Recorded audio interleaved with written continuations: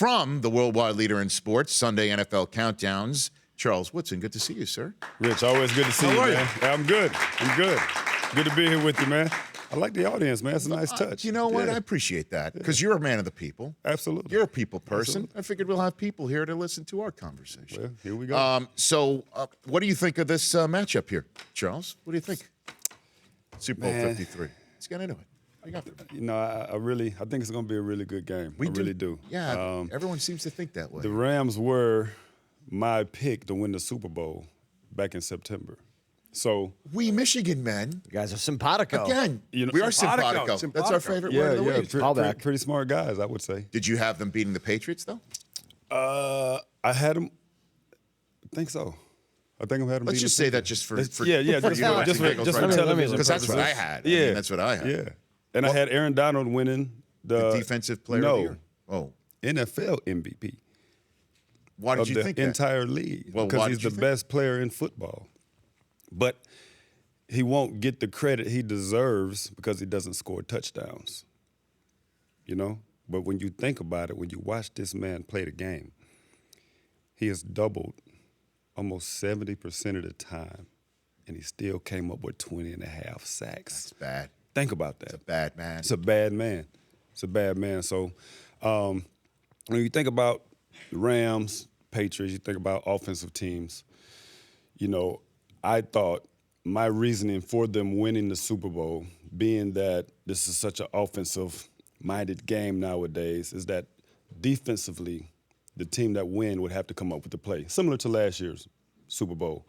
We had a Brandon Graham, another Michigan guy, came up with the sack at the end of the game to win the game. It would be the same way I feel like this game. It'll be somebody on the defensive side, and I feel like with the playmakers that the Rams have on their defense, that they'll make the play at the end of the game to win the game. So I'm still going to ride with the Rams. Still going with the ride with the Rams right now. Yeah. So what do you think Belichick and McDaniels and Tom are going to do to make sure that Donald, who Belichick called, quote unquote, pretty much unblockable, what do you think they're going to do to prevent that from happening? They're going to double him. They're going to try to do what everybody else has, tried to do. But if you look at Aaron Donald playing against the Saints, they doubled him. He didn't have a sack, in that game a couple of weeks ago. Still disruptive, but he's not sacking the quarterback. So I think the Patriots, they're going to do what everybody else has tried to do, and that's double team him. Charles Woodson here on the Rich Eisen Show. When was the first time you met Tom Brady? Do you remember that? I don't remember the first time, but, we came in together, at the University of Michigan back in 1995. So circa 95. So right around then? You don't recall, because I guess, was he not that hyped coming into the team? Or Greasy obviously was the quarterback? Well, it wasn't Greasy at the time. He was highly recruited, but at the time we had a guy there by the name of Scott Dreisbach. That's right, yes. Who was the guy. Greasy was his backup. So Brady was going to be waiting his time anyway because they had two guys there that were going to be, 1 and 2 on the depth chart. But, everybody asked the question, hey, what did you see in Brady, at Michigan? Did you think he'd be this good? Nobody could ever foresee Tom Brady making it to 9 Super Bowls. But watching him and watching the way he worked, you knew he was going to be a good player. But with Brady, he's, like most of the great players, they have something that they rely upon, and he relied upon that chip on his shoulder, being taken late in the draft, using that as a motivation and a motivational factor to just go out there and outwork everybody and become the greatest quarterback to ever play the game. Yeah, because after you left, it was Drew Henson, who, as we all know, was Mr. Michigan. He was the best, most hyped athlete to come out of high school. Right. And when he chose Michigan, it was kind of incumbent upon Lloyd Carr to put him in as a starter, and he wound up getting that. But Brady beat him out again eventually. Yeah. And that was around a time where, a lot of coaches were kind of going with the 2 quarterback system. You play one guy, whether he plays well or not, you bring the other guy in. And, Henson was He was the highest recruit, And Brady, of course, had worked himself into a position to be the starter. But then now you got this young stud in, you're trying to figure out how to appease him. And so they ended up, splitting time. And I don't think Brady was too happy about that. But that's part of what forged the guy that's now here for 9 Super Bowls, right? No doubt about it. Like I said, the great players, you use something, whatever that may be. What did you use? You know what? I think I'm kind of self-motivated in a way. I wanted to be great regardless.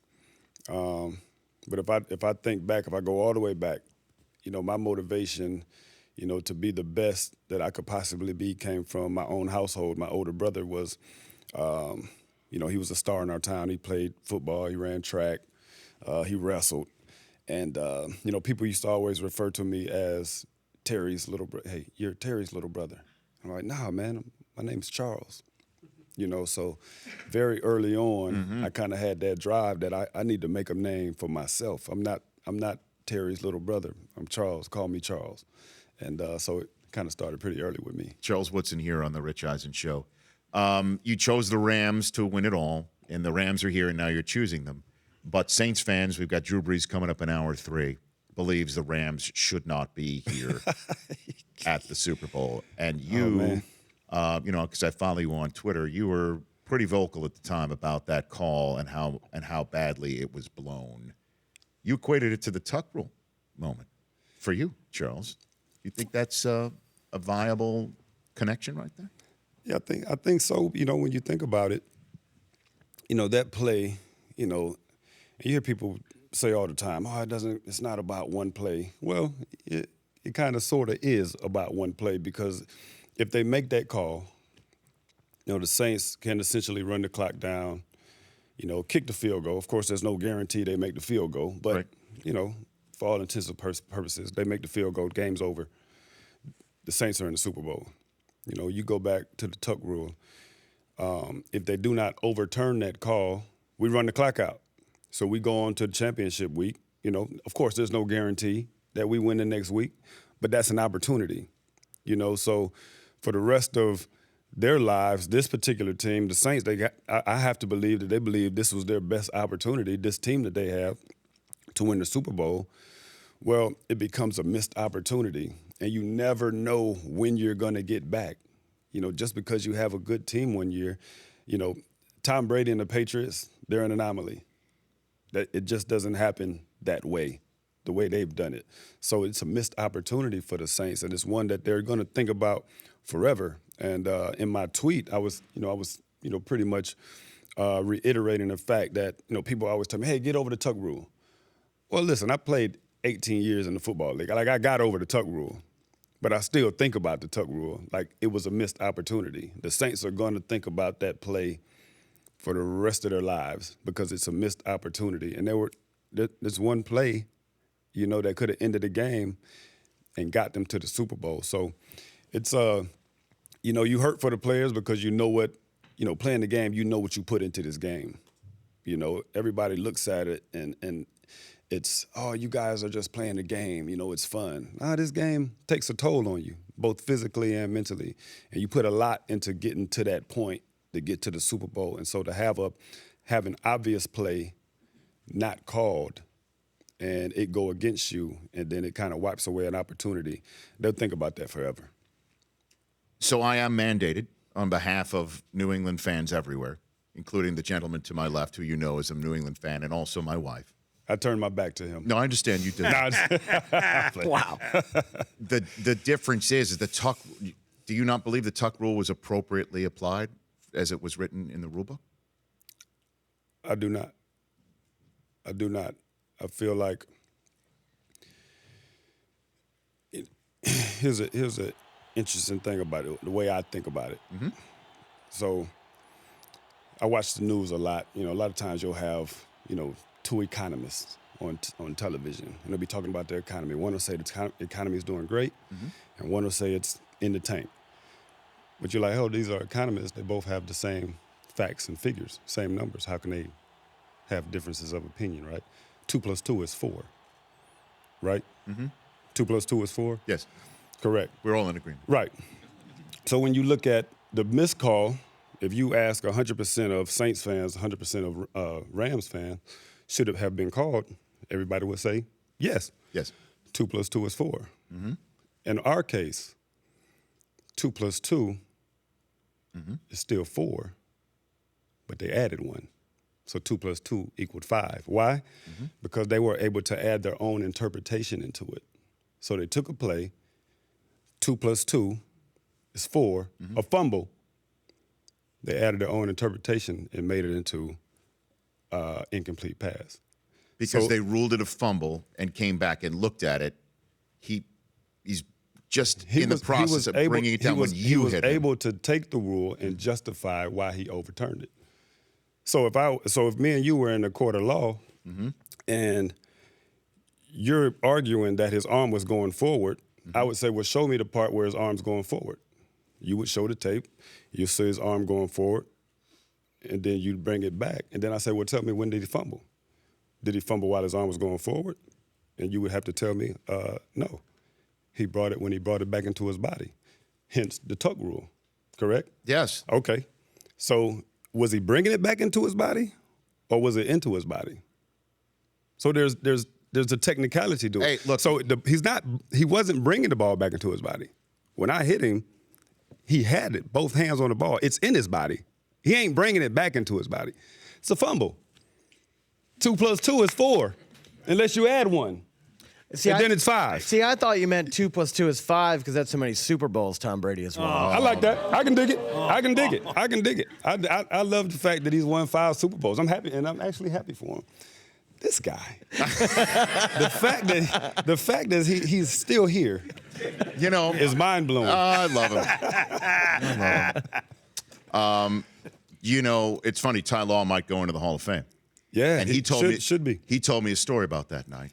Yeah, I we saw put that, on the man. air. I saw that, man. Do you want to tell that story? I saw it, man. What happened after that game when Ty Law sought you out, right? Oh man, and Ty's that's my I know. guy, You're man. Michigan guys. You That's go my back. guy, but right. we lose a game and everybody's pissed, and get on the team bus, leaving the game, getting ready to leave the game, and all of a sudden, guy comes up the stairs of the bus. Hey Charlie, what's up, man? You ain't gonna holler at your boy? I'm like, what are you talking about, man? Oh man, what you then, man? And he walks off the bus. I'm livid, man. I'm livid. I'm like that's my guy.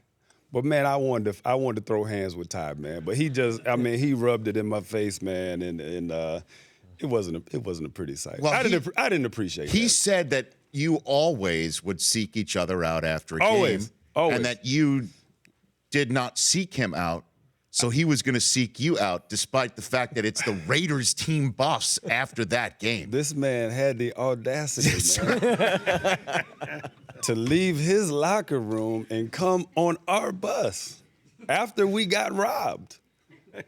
That took some, Gumption. Yeah. Took some gumption, Yeah. audacity. Yeah. I don't know if I don't know if I'm over that either. Well, what's more audacious, him doing that or you calling out Barack Obama for not believing in the Packers because he was a Bears fan? So if he wants the Bears to come to his house, let's go visit him ourselves. Well, I would what's have more audacious? I would have to say President Obama. He's the most powerful man in the That's what I'm world. saying. So yeah, I think mine was a little more bold. But it worked out for you, man. Yeah. Did you ever have a conversation with him when you went to the White House? Did you see?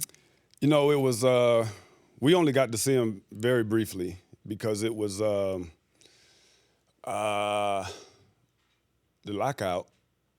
Oh my Yeah, gosh. it was around Yeah. something. Right. The schedules were all mixed up, so we actually flew there on the way to a preseason game.